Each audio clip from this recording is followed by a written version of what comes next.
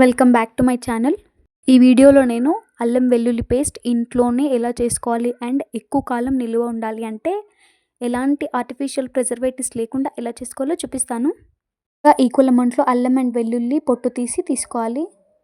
Flavour and colour taste కోసం కొద్దిగా పసుపు అండ్ ఉప్పు వేసి మిక్సీ పట్టుకోవాలి. అసలు వాటర్ ఉండకుండా చూసుకోవాలి ఎక్కువ కాలం స్టోర్ చేసుకోవాలంటే. కావాలంటే మీకు ఈజీగా బ్లెండ్ అవ్వడానికి కొద్దిగా ఆయిల్ అయినా వేసుకోవచ్చు, ఏం పర్లేదు. ఇక్కడ చూపిస్తున్నట్టు కొద్దిగా బరకగా ఉంటే అల్లం వెల్లుల్లి పేస్ట్ మనం ఎన్ని రోజులు స్టోర్ చేసుకున్నా తాలింపులోకి వాడుకునేటప్పుడు ఫ్లేవర్స్ టేస్ట్ అనేది ఫ్రెష్గా తెలుస్తుంది. కాబట్టి ఇలా చేసుకుంటే సరిపోతుంది. తర్వాత మనకందరికీ తెలుసు న్యాచురల్ ప్రిజర్వేటివ్లా లెమన్ అనేది మనం ఎక్కువగా వాడుతూ ఉంటాము.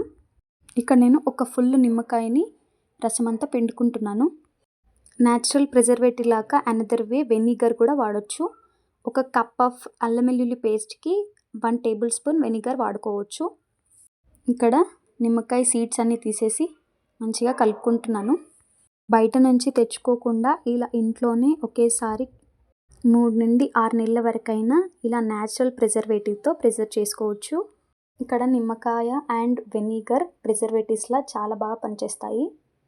నిమ్మరసం అంతా బాగా కలిసేలా కలుపుకున్న తర్వాత ప్లాస్టిక్ డబ్బాలోకి కాకుండా ఇలా సీసాలో స్టోర్ చేసి పెట్టుకుంటే పాడవ్వకుండా ఉంటుంది, అలాగే ఫ్రెష్గా కూడా ఉంటుంది.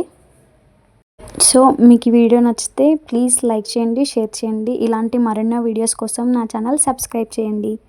Thanks for watching.